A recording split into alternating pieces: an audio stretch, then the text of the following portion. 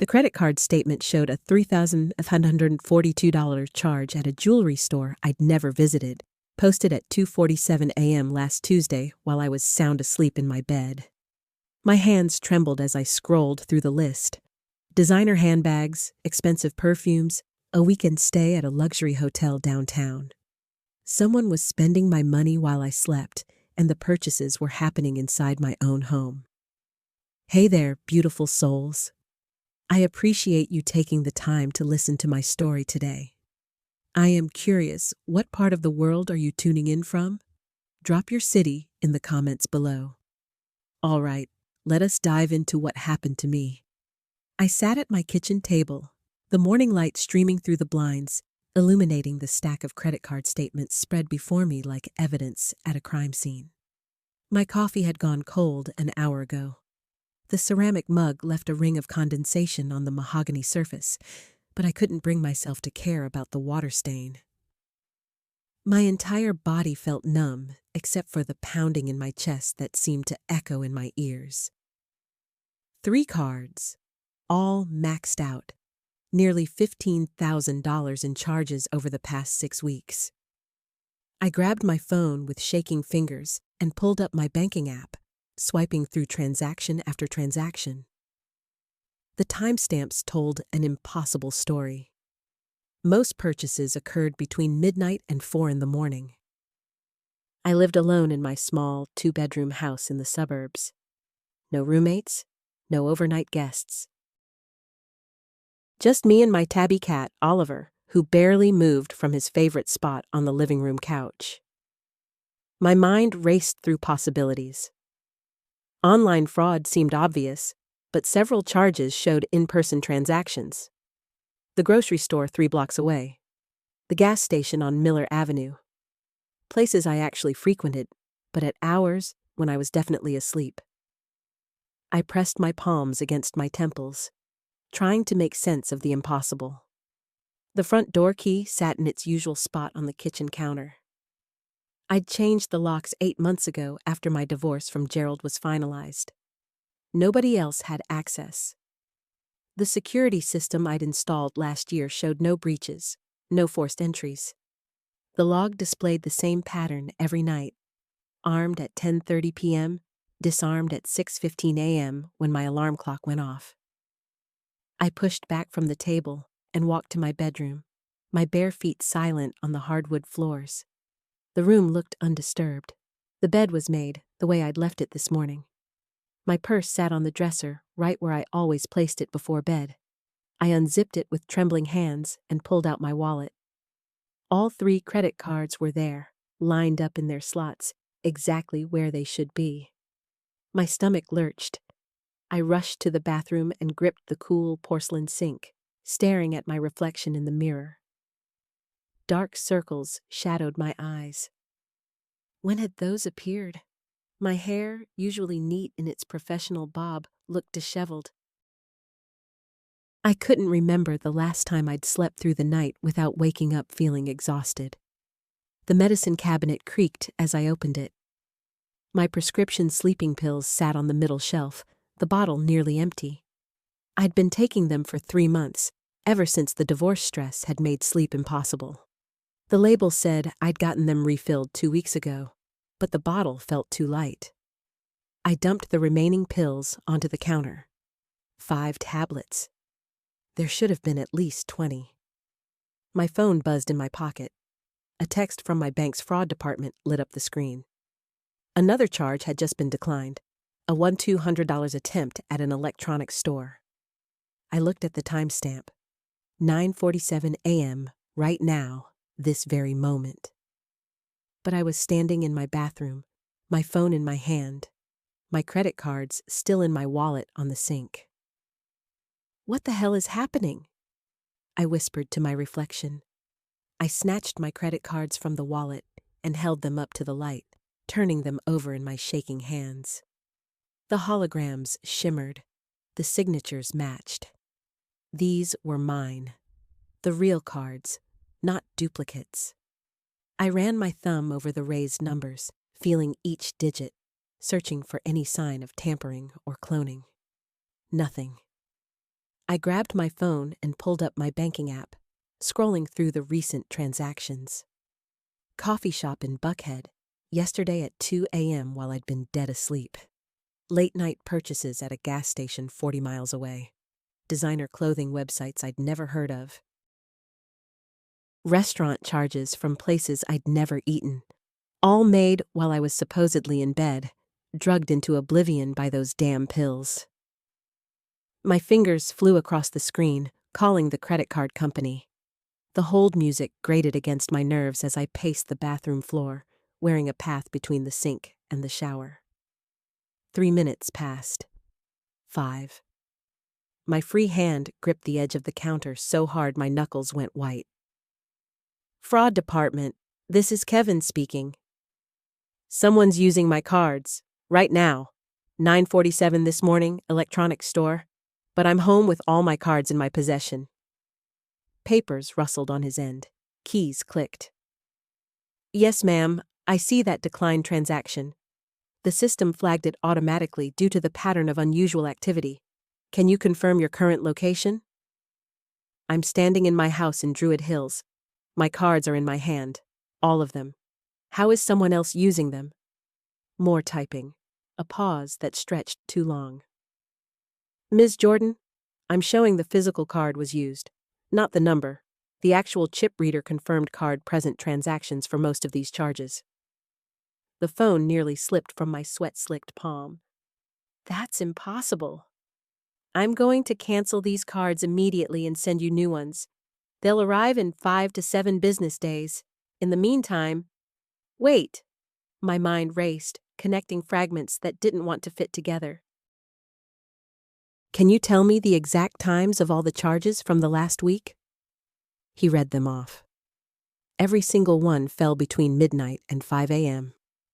Everyone during the hours I'd been unconscious, knocked out by medication I couldn't remember taking half the time.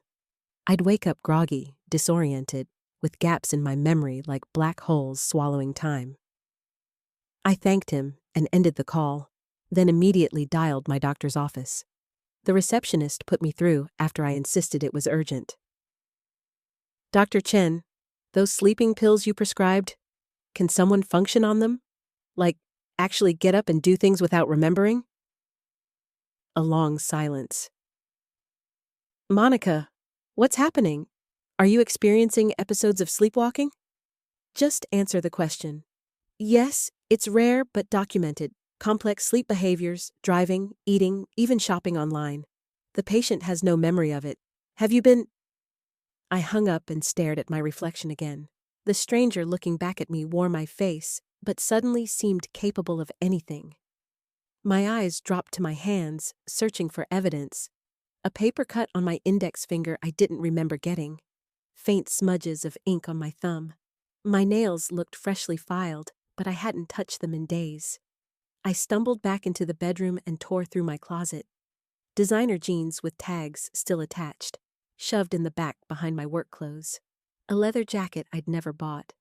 Shoes in boxes I'd never opened. Hundreds, no, thousands of dollars worth of items I had no memory of purchasing, wearing, or even bringing home. My legs gave out. I sank onto the carpet, surrounded by evidence of a life I'd been living in my sleep. I shoved everything back into the closet with trembling hands, hangers clattering against each other in a discordant symphony. The leather jacket fell to the floor. I left it there and moved to the bathroom, yanking open drawers with enough force to rattle their contents. Makeup I'd never seen before, expensive brands in shades too young for me. A perfume bottle, half empty, releasing a scent that made my stomach turn with its unfamiliarity. The trash can. I knelt beside it, fishing through crumpled tissues and cotton balls. At the bottom, a receipt crinkled under my fingertips. I smoothed it against the tile floor. The date from 3 nights ago. A restaurant downtown, Bellini's, nearly $200. I pressed my palm against the cool porcelain of the bathtub, trying to anchor myself to something solid, something real. I'd been home that night, I remembered being home, didn't I? My phone buzzed in my pocket. Another fraud alert. I ignored it and grabbed my keys from the bedroom dresser. The metal felt foreign in my grip as I hurried down the apartment stairs, my footsteps echoing in the concrete stairwell. Morning sun hit my face when I pushed through the building's front door, too bright, too harsh. I squinted and kept moving. The parking lot stretched before me. My car sat in its usual spot, but something looked wrong. I circled around to the driver's side. Mud splattered across the wheel wells and undercarriage. Fresh mud, still damp. Yesterday had been dry. The day before, too. I crouched down, ran my finger along the dirt. Thick, red clay. Nothing like the sandy soil around my building. The driver's seat had been adjusted. I noticed it the moment I slid behind the wheel. My knees hit the steering column before I could reach the pedals. Someone taller had driven last. Someone who wasn't me. Except it was me. My hands gripped the wheel until my knuckles went white. I started the engine and pulled out onto the street, heading toward Bellini's. Traffic crawled along the morning commute routes. I drummed my fingers against the steering wheel, changed lanes twice, earned a honk from a pickup truck I'd cut off. The restaurant appeared after 20 minutes of stop-and-go frustration, a converted brownstone with white columns and overpriced Italian cuisine. The parking lot behind the building held maybe 15 spaces. I pulled in and killed the engine, then sat staring at the restaurant's back entrance. A server emerged, lighting a cigarette. He leaned against the brick wall, scrolling through his phone. I got out and approached, my shoes scraping against loose gravel. "Excuse me." My voice came out rough. I cleared my throat. "Do you work evenings?" He looked up, exhaled smoke away from my face. "Yeah, most nights. Why?" "I was here 3 nights ago, Thursday. Do you remember seeing me?" His eyes traveled over my face, assessing. Recognition flickered there, then something else. Discomfort, maybe. He shifted his weight, took another drag. "Maybe. We get a lot of customers." I would have been alone, around 9 or 10. I pulled out my phone, showed him a photo of myself. "This woman, you remember her?" He dropped the cigarette, crushed it under his shoe. "Look, lady, I don't know what. Just tell me if you saw me." "Yeah, okay. You were here. You and some guy had dinner? Seemed pretty friendly." He reached for the door handle. "That's all I remember." My heart kicked against my ribs. What guy? What did he look like? "I don't know. White dude, maybe 40, dark hair. You two seemed to know each other."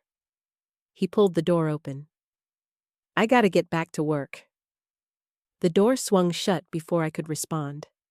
I stood there in the parking lot, sun beating down on my shoulders, trying to process what he'd said. A man. I'd been here with a man. But I lived alone. I'd been single for 3 years, hadn't been on a date in 8 months. I drove home on autopilot, barely registering the turns. Back in my apartment, I went straight to the kitchen and dumped my pills down the garbage disposal. The grinding sound filled the small space as the medication disappeared down the drain. No more sleeping. Not until I figured this out. My laptop sat on the coffee table. I opened it and logged into my bank account, scrolling through every transaction from the past month. Restaurants, clothing stores, a jewelry shop I'd never heard of. One charge stood out, a monthly payment to something called Secure Watch Plus. $79, automatically deducted for the past 6 months. I searched the name, a security camera company.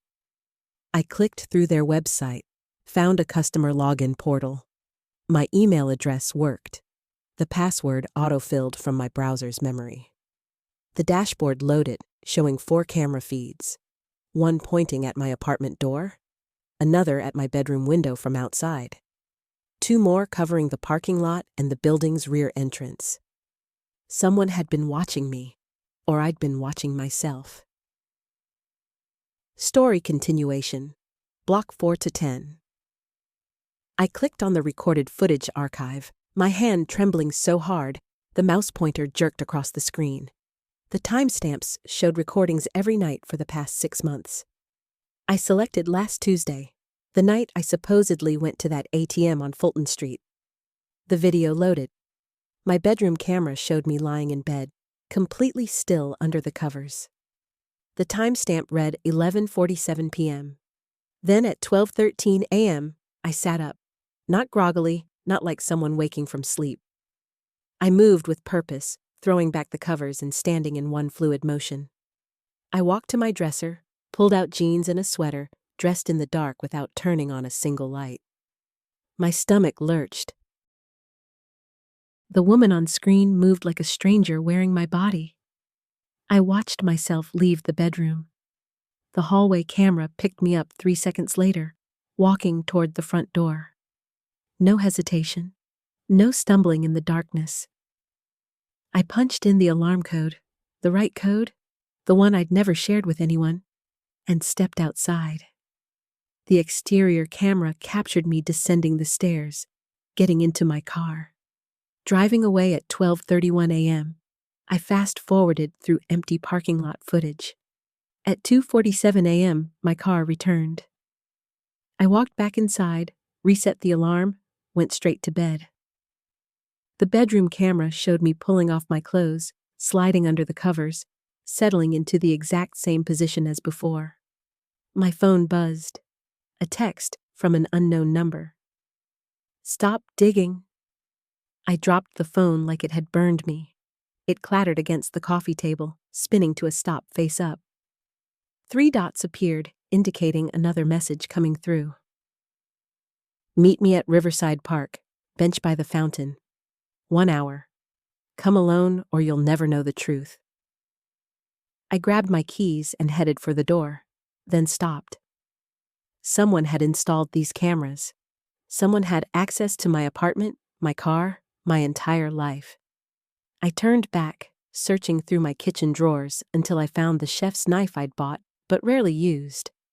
8 inches of carbon steel. I wrapped it in a dish towel and shoved it into my purse. The drive to Riverside Park took 20 minutes. I parked near the main entrance, scanning the area for anyone watching. Families occupied the playground. A jogger passed by, earbuds in, focused on his pace. Everything looked normal, but normal didn't mean anything anymore.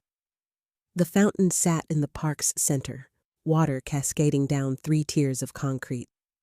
Only one person occupied the surrounding benches, a woman around 30, bleached blonde hair pulled into a high ponytail, wearing scrubs like she'd just finished a hospital shift. She saw me approaching and stood, her hands raised slightly, palms out. "Monica, thank God you came. Who are you?" I stopped 10 feet away, keeping my hand near my purse. "My name's Tessa. I'm a nurse at Mercy General." She took a step closer. I took a step back. She froze. "I know what's happening to you because it happened to me, too. For 8 months. "What are you talking about?" Tessa pulled up her sleeve, revealing a small scar on her inner elbow. Circular, about the size of a dime, with a slight discoloration around the edges. "Check your left arm, same spot." I rolled up my sleeve with shaking fingers. The identical mark stared back at me, a scar I'd never noticed before, never thought to question. Just another imperfection on aging skin. "That's an injection site," Tessa said. "Someone's been dosing you with a compound that keeps you in a semi-conscious state. You're awake enough to function, to drive, to access your accounts, but you have no memory formation." "No control. Why? Who's doing this?"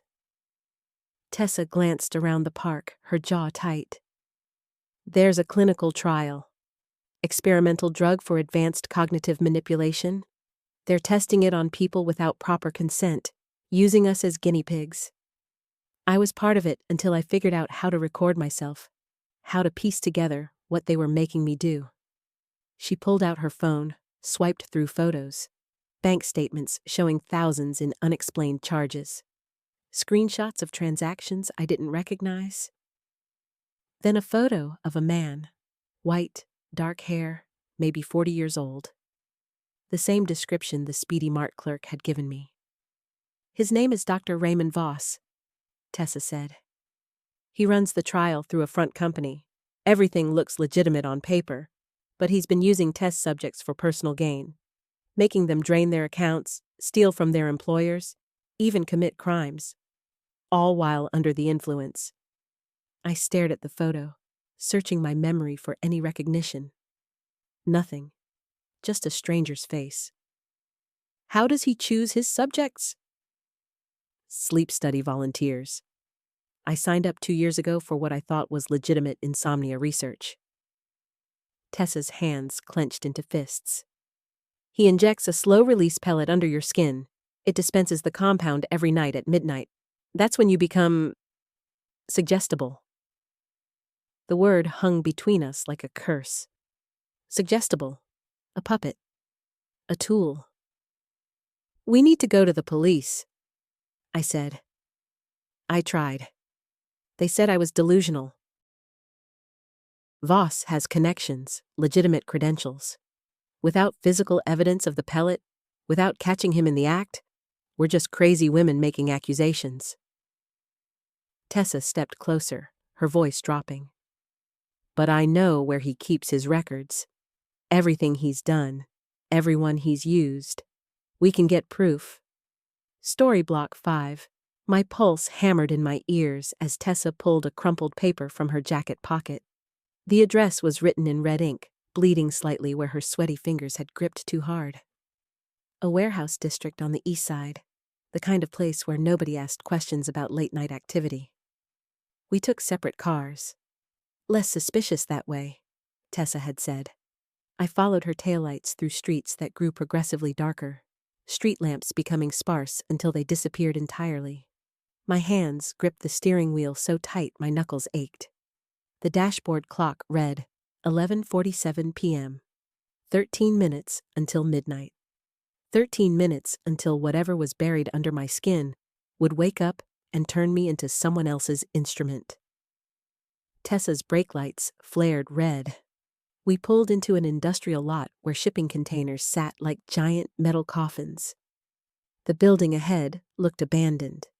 Broken windows, rusted fire escapes clinging to brick walls.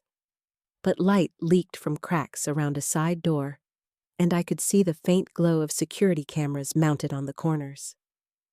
She approached my window, moving quickly despite the uneven ground. Her breath misted in the cold air between us. There's a loading bay in the back. Voss usually leaves around 1 a.m. We go in now, find his office, grab whatever we can. What about security? One guard. I've watched him for weeks. He does rounds every 30 minutes. Spends most of his time on his phone in the front lobby. Tessa checked her watch. We have a window. Maybe 20 minutes. I climbed out, my legs unsteady. The air smelled like oil and rust and something chemical that made my sinuses burn. Tessa led me around the building's perimeter, staying close to the walls where shadows pooled deepest.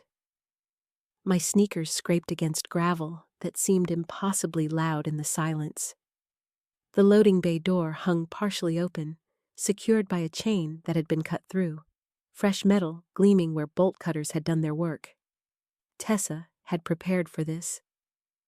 She ducked under, and I followed, my jacket catching on a rough edge that tore a small hole near my shoulder. Inside, fluorescent lights hummed overhead, casting everything in harsh white glare. Metal shelving units lined the walls, stacked with cardboard boxes labeled with medical supply codes. But it was the examination tables in the center that made my stomach drop. 4 of them, arranged in a neat row, each with leather restraints dangling from the sides. Tessa moved toward a door at the far end marked with a plastic nameplate. The letters were small, professional. Dr. R. Voss, Research Director. She tried the handle. Locked. Without hesitation, she pulled a small toolkit from her pocket and selected a thin metal pick. Her hands worked with practiced precision, jimmying the mechanism until something clicked. The door swung open. The office was surprisingly normal. Desk, computer, filing cabinets, certificates on the walls proclaiming various medical achievements. A coffee mug with a university logo sat on a stack of journals. But Tessa ignored all of it, heading straight for a locked cabinet in the corner. This lock took longer. Sweat beaded on her forehead despite the cool air. I kept glancing at the door, expecting security, expecting Voss himself to appear. The wall clock ticked toward midnight with mechanical indifference. 11:56 p.m. The cabinet finally opened with a metallic scrape. Inside, rows of file folders hung in perfect alphabetical order. Tessa's fingers flew through them, pulling one out, then another. She spread them across the desk, and I saw names, dates, photographs of people who looked like ordinary citizens. Beneath each photo, detailed notes about their finances, their habits, their vulnerabilities. My hands shook as I found my own file. It was thick, filled with pages of observations dating back 6 months. Bank account numbers, my work schedule, photos of me entering and leaving my house, my car, the grocery store. Someone had been watching me for half a year, cataloging my entire existence. "Take photos," Tessa hissed. "Everything." "We need documentation." I fumbled for my phone, started snapping pictures of page after page. Transactions he'd forced me to make. Commands he'd programmed into my sleeping mind. A detailed list of my credit cards and their limits, with check marks next to the ones he'd already exploited. Then I found the medical records, diagrams showing where the pellet was implanted, right side of my neck, beneath the hairline, invisible to casual inspection. Treatment protocols, chemical compositions, and a list of other subjects, at least 30 names, with status updates beside each one. Active, depleted, terminated. The word terminated made ice spread through my chest. "Tessa?" She looked up from another cabinet she'd forced open. I pointed at the list. Her face went pale. "We need to leave. Now." Footsteps echoed from the warehouse floor. Heavy boots on concrete, moving with purpose. Not the lazy shuffle of a guard on his phone. These steps belonged to someone who knew exactly where they were going. Tessa grabbed an armful of files and shoved them at me. I stuffed what I could into my jacket, papers crinkling and folding awkwardly. The footsteps grew louder, accompanied now by voices. At least 2 people, maybe more. The office had no other exit. We were trapped with stolen evidence and nowhere to run. The fluorescent lights in the office flickered once, then died. Emergency lighting kicked in, bathing everything in sickly red. My pulse hammered against the implant site on my neck, each throb a reminder of the device still buried in my flesh. Tessa moved to the door, pressed her ear against it. Her shoulders tensed. She held up 3 fingers, then pointed down. The footsteps were directly below us now, climbing the metal stairs that led to this office level. I shoved more papers into my jacket, the documentation of 30 lives reduced to contraband, hidden against my ribs. My hands shook so badly I dropped an entire folder. Photographs spilled across the floor. Surveillance shots of people sleeping in their beds, unaware of the violations happening inside their own minds. Tessa grabbed my wrist, yanked me toward the back corner of the office. She kicked at a ventilation grate near the floor, once, twice. The metal screamed as it tore free from the wall. The opening was barely 2 feet square, leading into darkness that smelled of dust and decay. "You first," she whispered. I dropped to my knees, pushed the stolen files ahead of me into the duct. The metal was cold against my palms, rough with rust. I squeezed my shoulders through the opening, just as the office door handle rattled. Someone outside was trying a key. My hips scraped against the duct edges. For one terrifying moment, I thought I was stuck. Behind me, Tessa shoved at my feet, pushing me forward with desperate strength. The papers crinkled beneath my chest as I crawled, each movement impossibly loud in the confined space. The door burst open. Voices erupted behind us, sharp and angry. I heard Tessa grunt, then the clang of the ventilation grate being replaced. Her hands grabbed my ankles, propelling us both deeper into the ductwork. We crawled through absolute darkness. My jacket caught on a seam in the metal, tearing with a sound like ripping flesh. The implant site on my neck burned as if the device knew I was trying to escape, punishing me with phantom electricity that made my vision swim with red spots. The duct branched. Tessa pushed at my left foot, steering me. Behind us, metal groaned. They were pulling the grate free, coming after us. A flashlight beam cut through the darkness, painting our crawling forms in harsh white light. "Stop! Federal agents!" Federal agents. The words should have brought relief, but I'd seen the list of names. The word terminated repeated over and over. Whoever these people were, they weren't here to help the victims. I crawled faster, ignoring the pain in my knees, the way the papers beneath me were being ground into pulp. The duct turned sharply downward. My hands slipped on the angled metal, and suddenly I was sliding, papers flying around me in a documentary blizzard, my body picking up speed as gravity took over. I hit bottom hard, my shoulder slamming into another grate. It gave way under my weight, and I tumbled out into open air, falling 8 feet before crashing onto something that crunched beneath me. Cardboard boxes stacked in a loading area. The impact drove the air from my lungs. Tessa landed beside me a second later, more controlled, rolling to absorb the fall. She was on her feet before I could suck in a proper breath, hauling me up by my arm. Papers floated down around us like snow, evidence scattering across the concrete floor.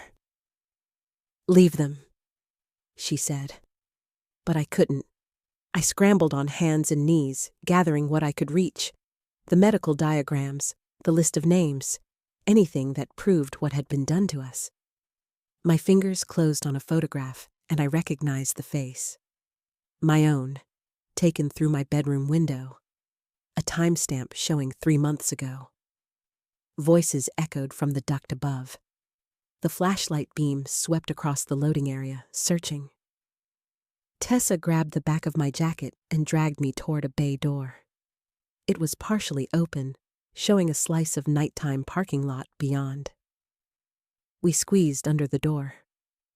The cold night air hit my sweat-soaked skin, making me gasp.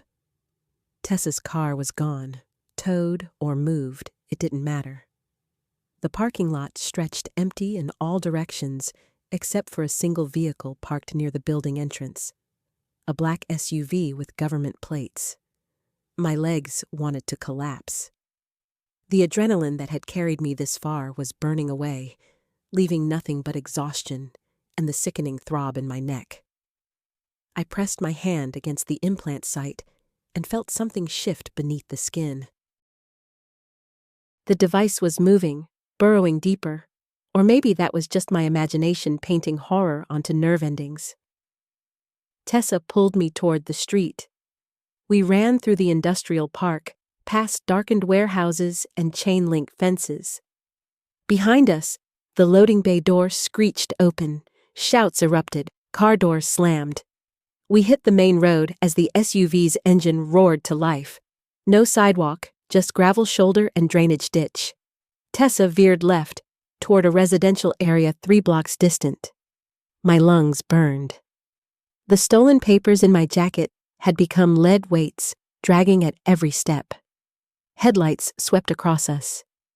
The SUV had cleared the parking lot, was accelerating up the road. I could see faces in the windshield, hard and focused. These weren't people who would stop if we surrendered. I'd seen the list. I knew what terminated meant. Tessa grabbed my hand, and we plunged into the drainage ditch. The ditch water came up to my knees, viscous and reeking of chemical runoff. My feet sank into silt that sucked at my shoes with each desperate step. Behind us, the SUV skidded to a halt on the gravel shoulder. Doors opened. Flashlight beams sliced through the darkness, sweeping the ditch in methodical patterns. Tessa dragged me toward a concrete culvert pipe half submerged in the murky water. The opening gaped black and uninviting, barely 3 feet in diameter. She dropped to her hands and knees and crawled inside without hesitation.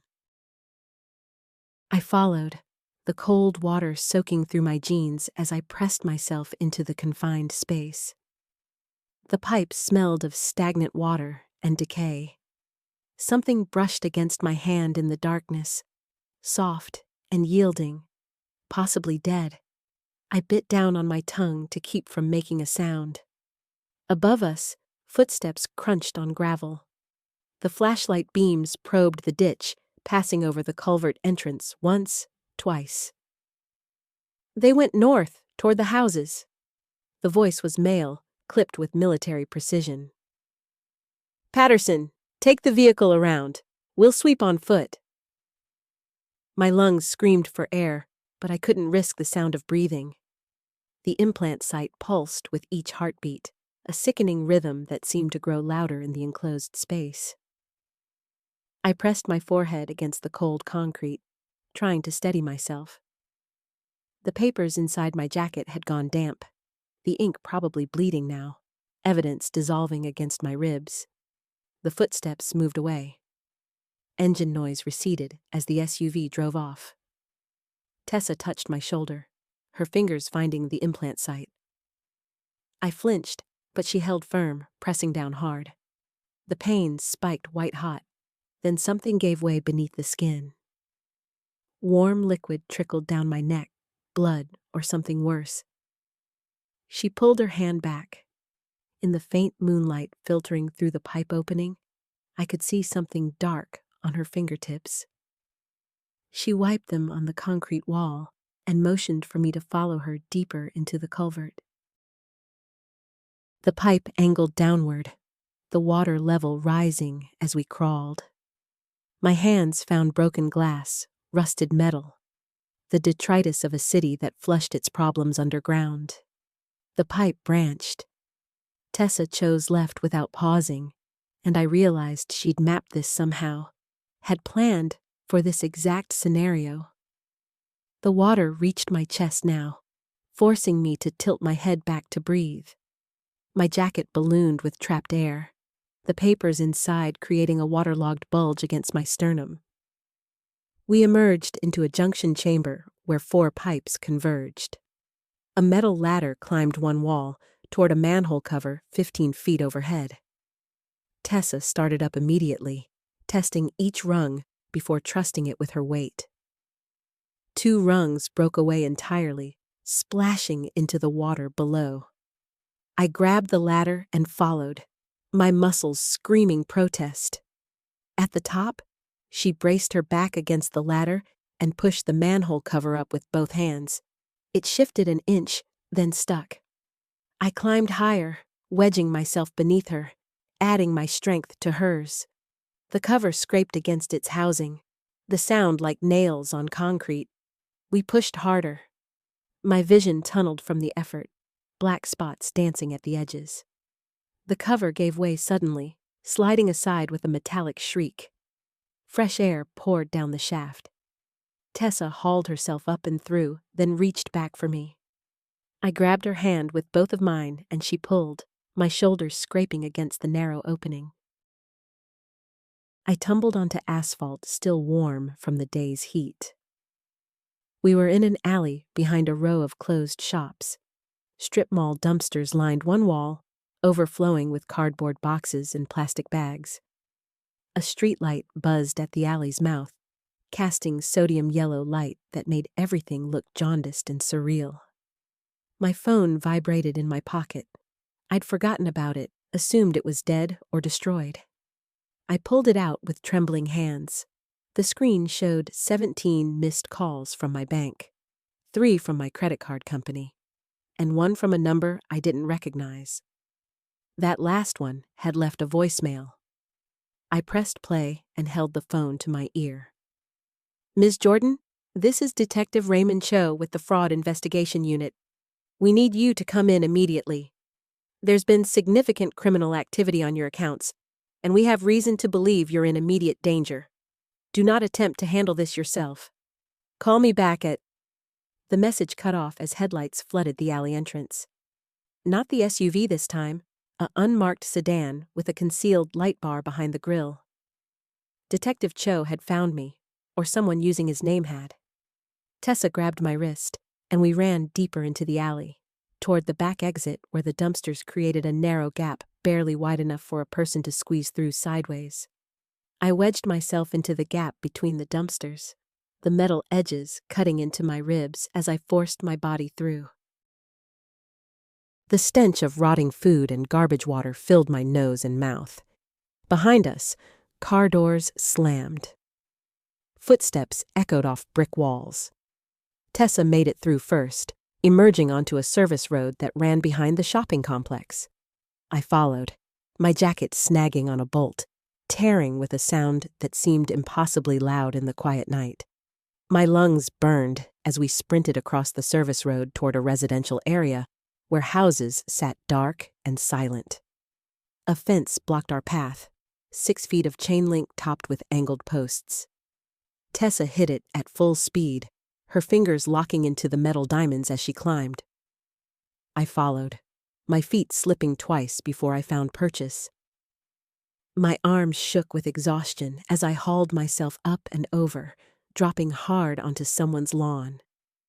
The impact sent pain shooting through my ankles and knees. The sedan's engine roared closer. I could see its headlights sweeping across the houses as it turned onto a parallel street, hunting for us. We cut through a backyard, past a plastic swing set and a kiddie pool filled with brown water. A dog started barking from inside the house. A deep, aggressive sound that made every muscle in my body tense. Motion sensor lights blazed on, flooding the yard with harsh white light that made us completely visible. I grabbed Tessa's arm and pulled her toward the side gate. It was locked from the inside with a simple latch. My fingers fumbled with it, numb and clumsy with adrenaline. The latch finally lifted, and we burst through onto the sidewalk. The sedan was there, 20 yards ahead, blocking the intersection. Its doors opened and 2 figures stepped out. Not police uniforms, business casual. The driver was a woman with short auburn hair. The passenger a man built like a linebacker. They moved with practiced efficiency, spreading out to cut off escape routes. "Ms. Jordan?" the woman called. Her voice was calm, almost friendly. "We just need to talk." I turned and ran the opposite direction, Tessa matching my pace. My 56-year-old body screamed in protest. My heart hammered against my ribs like it might break through. Behind us, their footsteps accelerated. We ducked into another yard, this one with a covered porch and decorative rocks lining the flower beds. I scooped up a rock the size of a softball and kept running. The property backed up to a drainage ditch, concrete-lined and about 8 feet deep. Water trickled at the bottom, reflecting moonlight. Tessa slid down the angled side without hesitation. I followed, losing my footing halfway down and tumbling the rest of the way. The rock flew from my hand, clattering against concrete. Cold water soaked through my shoes and pants as I scrambled to my feet. The ditch stretched in both directions, disappearing into darkness under road culverts. We moved east, splashing through ankle-deep water. The concrete walls amplified every sound: our breathing, our footsteps, the distant hum of traffic. A culvert loomed ahead, a circular tunnel maybe 4 feet in diameter. Tessa dropped to her hands and knees and crawled inside. I followed, the curved walls pressing close on all sides. My claustrophobia kicked in hard, making my chest tight and my vision narrow. The tunnel stretched for what felt like forever. Water soaked through my pants at the knees. My hands pressed into slimy algae and things I didn't want to identify. Finally, the other end appeared, a circle of lesser darkness. We emerged into another section of the drainage system, this one wider and deeper. Tessa pulled out her phone, its screen casting blue light on her face. Her expression was grim as she scrolled through something. Then she turned the screen toward me. My bank accounts were there, displayed on what looked like an administrative interface. Every transaction from the past 3 months. Every fraudulent charge. And beside each one, a timestamp and location that corresponded exactly with places I'd actually been. The coffee shop where I got my morning latte. The grocery store I visited every Sunday. The gas station on my commute. "They've been shadowing you," Tessa said. "Physical surveillance, not just digital." The implications hit me like a physical blow. Someone had been following me for months, documenting my routines, learning my patterns, using that information to make the fraudulent charges look legitimate. The credit card companies would see charges at merchants I actually visited, at times that matched my schedule. Above us, flashlight beams cut through the darkness. They'd found the drainage ditch. The woman's voice echoed off the concrete walls. "There's nowhere to go, Miss Jordan. We control every account, every asset. You can't run from this." I grabbed Tessa's hand, and we ran deeper into the drainage system, toward the sound of rushing water ahead. The rushing water grew louder as we sprinted through the darkness, our footsteps splashing through shallow streams that branched across the concrete floor. My lungs burned, each breath tasting of mold and rust. Behind us, the flashlight beams multiplied, creating overlapping circles of light that swept across the curved walls like searchlights. Tessa yanked me sideways into a narrow offshoot tunnel. We pressed ourselves against the damp concrete, my shoulder blades grinding into the rough surface. The beams passed within inches of our faces, and I held my breath until black spots danced in my vision. When the lights moved on, Tessa pulled me forward again. We emerged into a junction where 4 tunnels converged. Water poured from an overhead grate, creating a curtain of runoff that soaked us as we pushed through it. My clothes clung to my skin, heavy and cold. "This way," Tessa whispered, pointing to the leftmost tunnel. We climbed a series of metal rungs embedded in the wall, ascending toward a maintenance access point. My fingers slipped on the wet metal. Below us, voices echoed through the junction, at least 5 people, maybe more. They were coordinating, splitting up to cover all the tunnels. Tessa reached the access panel first and pulled out a small pry bar from her jacket. She wedged it into the seal and levered it open with a grunt. The panel swung outward, revealing a parking structure bathed in fluorescent light. We hauled ourselves up and out, the sudden brightness making my eyes water. A security guard sat in a booth 30 yards away, absorbed in his phone. We stayed low, moving between concrete pillars toward the exit ramp. My wet shoes squeaked with each step. I slipped them off, carrying them in one hand while the cold concrete numbed my feet. Outside, dawn was breaking over the city. The sky had transformed from black to deep purple, streaked with bands of orange. Tessa led me 3 blocks north to a 24-hour laundromat. The woman behind the counter didn't look up from her magazine as we entered. In the bathroom, I peeled off my soaked clothes and wrung them out in the industrial sink. My hands shook as I worked, not from cold, but from the adrenaline finally catching up with me. I stared at my reflection in the cracked mirror. Hair plastered to my skull, mascara smeared beneath my eyes, a scratch across my left cheek that I didn't remember getting. When I emerged, Tessa had 2 coffees from the machine and a printout of documents spread across a folding table. She'd been working on her phone while I changed. "The woman following us is named Cassidy Wright," Tessa said, not looking up. "Former accounts manager at Precision Financial Services. She was fired 8 months ago for unauthorized access to client records." I took the coffee, letting the heat seep into my palms. The printout showed a corporate headshot, a woman in her 30s with severe features and calculating eyes. The same woman who'd chased us through the drainage system. "She's been running this scheme on at least 12 other victims," Tessa continued. "All women over 50, all with substantial retirement savings. She targets people during vulnerable moments: divorces, deaths in the family, medical emergencies, times when you're too distracted to notice small discrepancies in your accounts. My mother's funeral had been 4 months ago, the same week the fraudulent charges began." Tessa pulled up another document on her phone, then handed it to me. It was a wire transfer authorization form with my forged signature. $50,000 moved from my retirement account to an offshore holding company. The date stamped at the top was tomorrow. "They're planning to drain everything?" I said. "They were planning to, but now we have evidence." Tessa tapped the screen.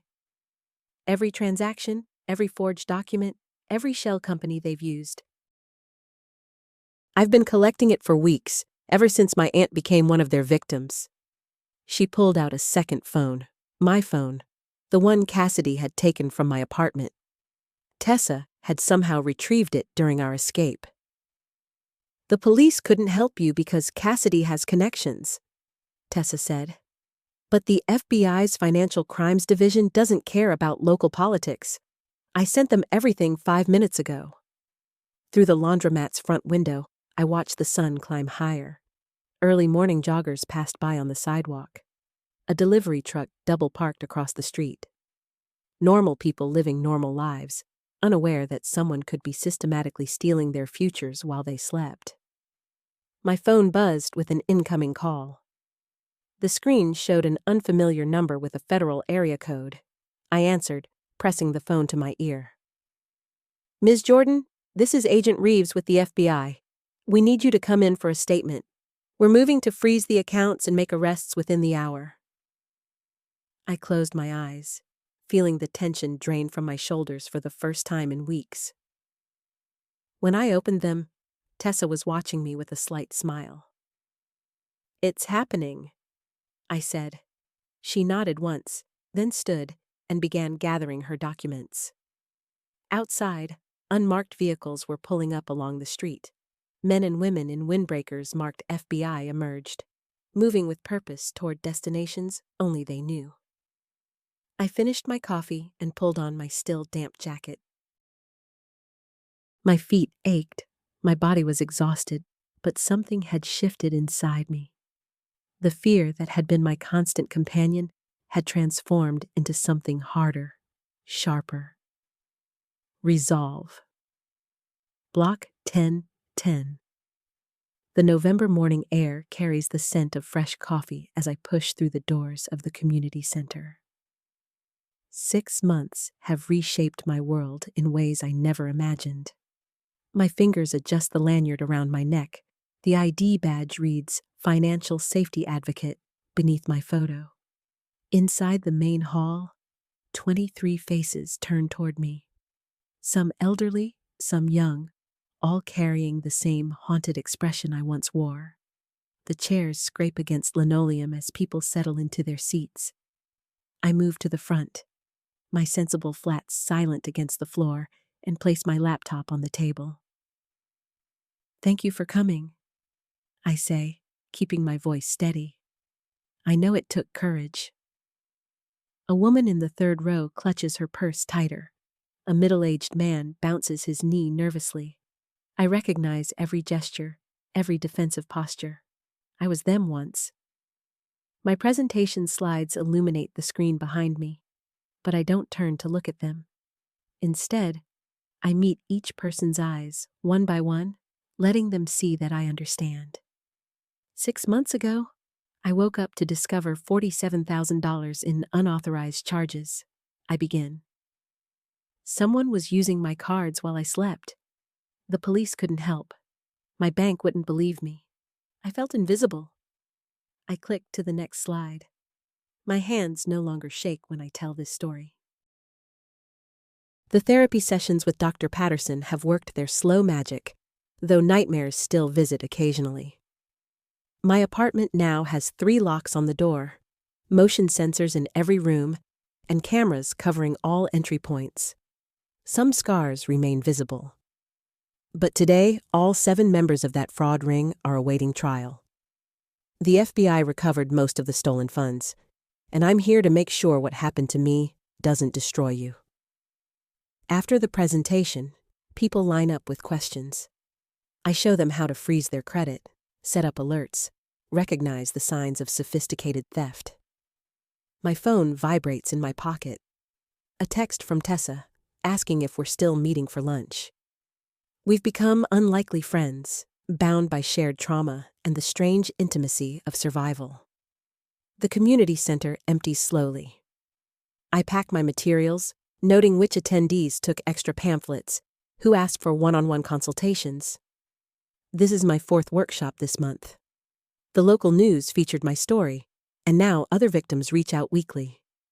My social work background, dormant for years, has found new purpose. Outside, the afternoon sun warms my face. I walk 3 blocks to the cafe where Tessa waits, already seated at our usual corner table. She's grown her hair longer, dyed it back to its natural brown.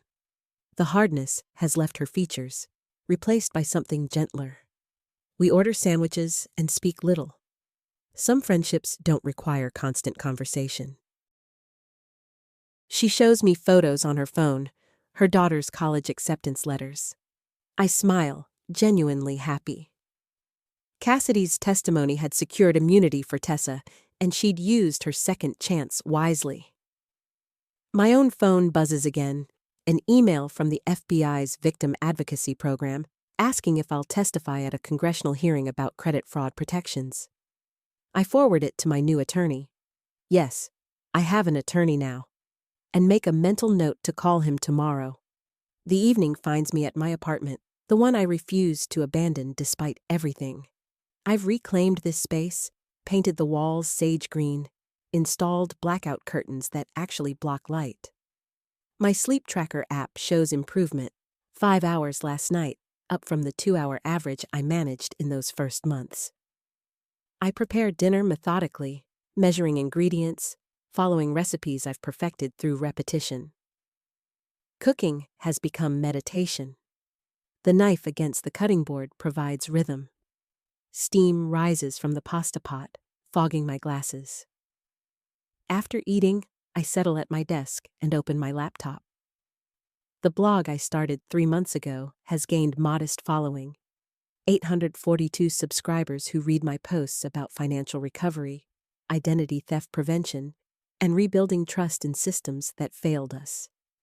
Comments arrive daily from people who feel less alone because I've shared my story. I type for an hour, crafting next week's article about recognizing manipulation tactics. My words flow easier now. The shame that once silenced me has transformed into fuel. Before bed, I complete my security routine. Check the locks, verify the cameras, set the alarm. These rituals no longer feel like paranoia, they're simply smart precautions. I've learned that protecting yourself isn't weakness, it's wisdom. In the bathroom mirror, I study my reflection. Gray hair, newly natural after years of dye. Lines around my eyes, earned through 56 years of living. But something else shows there too. Strength that wasn't visible 6 months ago. I survived.